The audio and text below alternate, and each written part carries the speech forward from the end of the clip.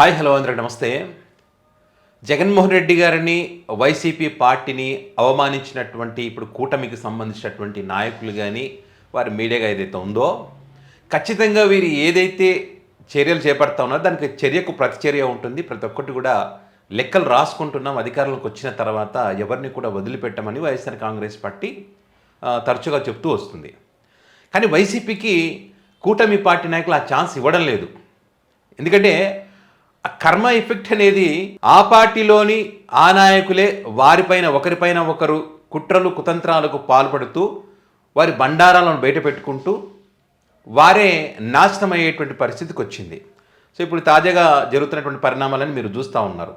ఏదైతే జమ్మలమడుగు ఆదినారాయణ రెడ్డికి సంబంధించి మరొకటి ఏమిటంటే డ్రైవర్ రాయుడు హత్యకి సంబంధించి ఎంత సంచలనమైందో అందరికీ తెలుసు.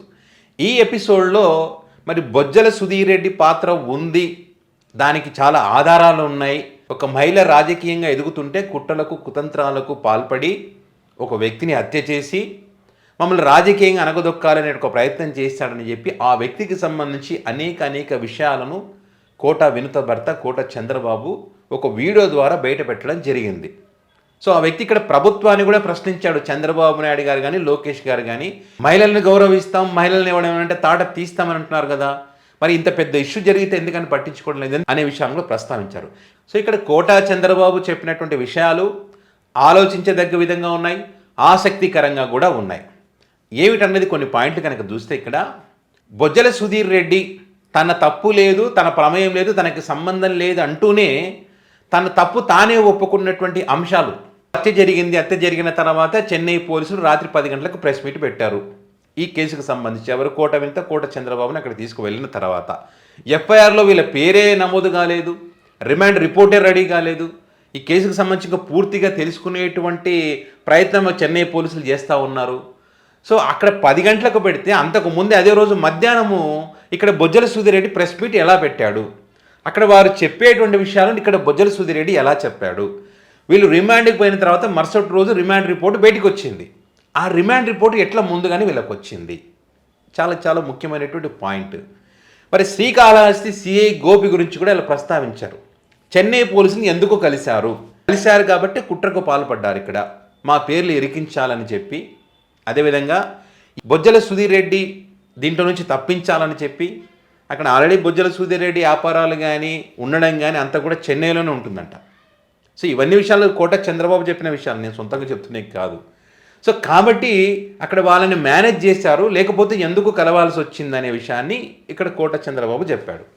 ఇదే కాకుండా ఏపీలో హత్య చేసి 150 కిలోమీటర్లు ప్రయాణం చేసి కరెక్ట్గా డెడ్ బాడీ దొరికినటువంటి ప్లేస్ ఏదైతే ఉందో 500 మీటర్లు హైకోర్టు ఉంటుందంట. 500 మీటర్ల దూరంలో 500 మీటర్ల దూరంలో రైల్వే స్టేషన్ ఉంటుందంట, 500 మీటర్ల దూరంలో సచివాలయం ఉంటుందంట.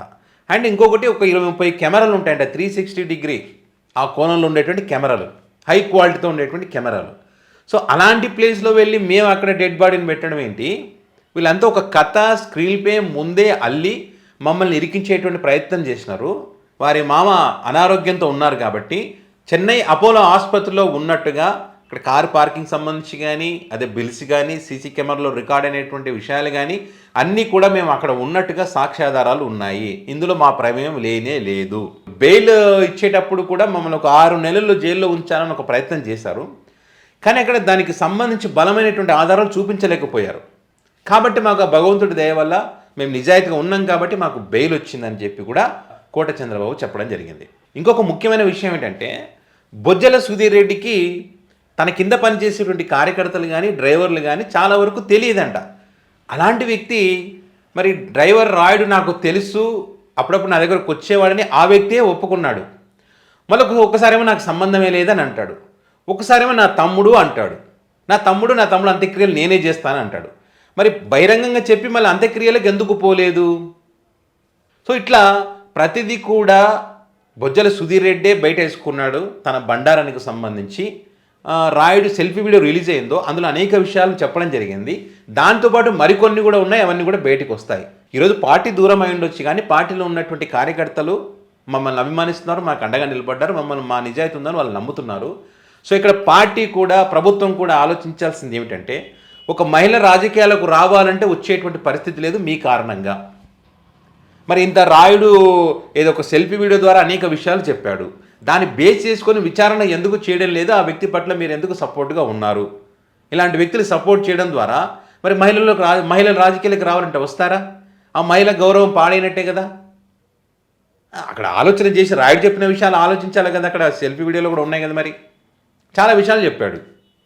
ప్రైవేట్ వీడియోలు తీయాలని చెప్పి, బయట పెట్టాలని చెప్పి, రాజకీయంగా అనగదొక్కాలని చెప్పి, ఎవరెవరు డబ్బులు ఇచ్చారు, ఎక్కడెక్కడ తిరిగారు, ఏ ప్లేస్లో ఎంత డబ్బులు తీసుకున్నారు, అనేక విషయాలు చెప్పారు కదా. మరి దాని మీద ఎందుకని సీరియస్గా ఫోకస్ చేయడం లేదు?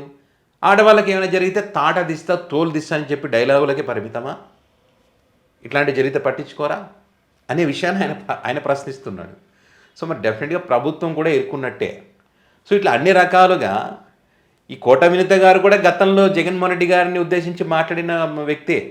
వీళ్ళు కూడా బొజ్జల సుధీర్ రెడ్డి అనుకో అసెంబ్లీలో నవ్వడం ప్రమాణ స్వీకారం అప్పుడు వీళ్ళు కానీ, ఈ కూటమి పార్టీ నాయకులు కానీ చంద్రబాబు, లోకేష్, పవన్ కళ్యాణ్ వీళ్ళందరూ కూడా మరి ఆ పార్టీలోని నేతలే వారి మీద వారే కుట్రలు చేసుకుంటూ వారికి సంబంధించి వాళ్ళే ప్రశ్నిస్తూ వాళ్ళ పరువు వాళ్ళే తీసుకున్నటువంటి పరిస్థితి ఉన్నదా లేదా? ఇది మళ్ళీ ఇక్కడ కాకుండా పక్క రాష్ట్రంలో కూడా పరువు తీస్తూ ఉన్నారు. అంతే కదా. ఇప్పుడు బొజ్జల సుధీర్ రెడ్డి పోయి అక్కడ వాళ్ళ మీద కేసు పెట్టంటే లేదు, వీళ్ళు పోయి లేదు మేము తప్పు చేయలేదు, ఆయనే తప్పులు ఉన్నాయి, ఇదిగో ఆధారాలను అక్కడ ఇస్తే వాళ్ళైనా అనుకుంటారు కదా ఒక కూటమిలో భాగస్వామిగా ఉన్నారు వీళ్ళు, ఒకరి మీద ఒకరు రాజకీయాలు చేసుకుంటూ ఏంటిదని చెప్పి పక్క రాష్ట్రం కూడా అనుకుంటుంది కదా, పక్క మీడియా కూడా దుమ్మెత్తిపోస్తుంది కదా. సో అదే జరుగుతూ ఉన్నదన్నమాట. అంటే చర్యకు ప్రతి చర్య. ఎవడు ఏదైతే మంచి చేస్తే మంచి, చెడు చేస్తే చెడు. ఇప్పుడు ఈ కూటమికి అదే జరుగుతూ ఉన్నది. కూటమికి కానీ అంటే కూటమి అంటే పవన్ కళ్యాణ్, లోకేష్, చంద్రబాబు, వంగలపూడి అనిత గారు వీళ్ళందరికీ, అదేవిధంగా బొజ్జల సుధీర్ రెడ్డికి, వీళ్ళందరికీ షాక్ ఇచ్చేలాగానే ఉంది. దీంతోపాటు మరికొన్ని సంచలన నిజాలతో వినిత కోట బయటికి రాబోతుందని కూడా మరి కోట చంద్రబాబు చెప్పాడు. సో ఇది పరిస్థితి.